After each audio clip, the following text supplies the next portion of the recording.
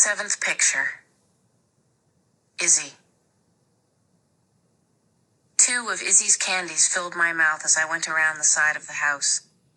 I didn't mean to listen or be sneaky. Ordinarily, I did that a lot. I'd stand still in the hall to hear what the stucco woman had to say to her telephone friend. I'd flip pages on the teacher's desk to see what disaster of a mark I'd gotten in social studies or social attitude. I'd pass by classmates in the schoolyard to find out what they had to say about that kid, Hollis Woods. But this time, I was on my way to find Izzy, to give her a picture I'd drawn. Izzy flipping a pancake that would land on my plate. Izzy's pancakes were wonderful. Covered with apples cut into small, sweet chunks. The pancakes themselves so light, I must have eaten a half dozen.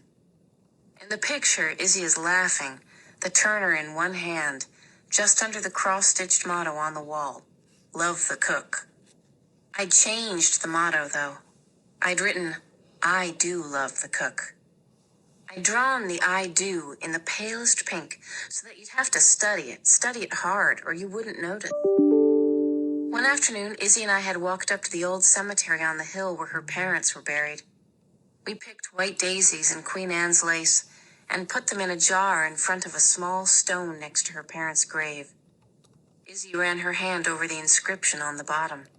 Joseph Regan, 6 days. I always wanted more children, she said. For me, for John, for Stephen. She patted the stone. I wanted a baby for each corner of my house. It just never happened after this. Down the hill, I could hear the old man bellow at Stephen.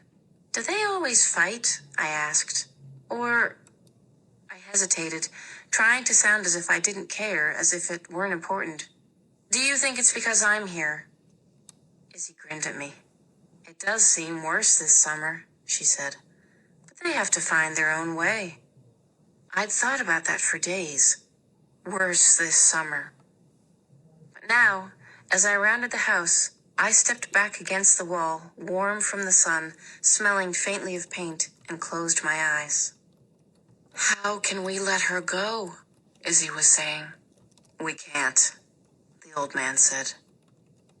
My heart began to pound so hard I thought it would come through my chest. A mother, I thought. She belongs here, Izzy said. Stephen feels it too. B, belong. G, girl. S, sister. W for want, W for wish, W for wouldn't it be loverly. My head was spinning. I've been thinking about it, Izzy said. The winter house in town is too small. We'd have to put a room on for her. I don't need a room, a couch, a sleeping bag. Without the room, I don't think the agency would let us keep her. She has to have space for herself. For a moment they were quiet. I leaned my head back, my hand to my mouth. How about this, Izzy said. You could call Lenny Mitchell to work with you. There's space in the back for a great room for Hollis. A big window for her, the old man said. We could do it in weeks.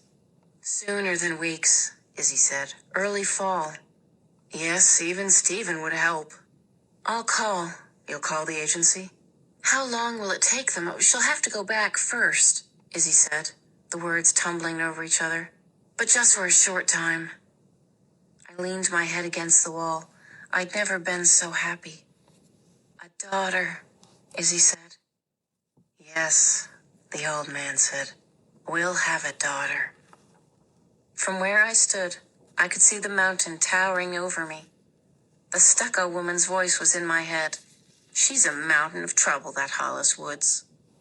Before the end of the summer, I decided I was going to climb that mountain, get to the top, raise my arms, and shout to the whole world, I have a family. I belong. In back of me there was a noise. Yahoo! Stephen. I jumped a foot. The voices stopped, but no one knew I had heard.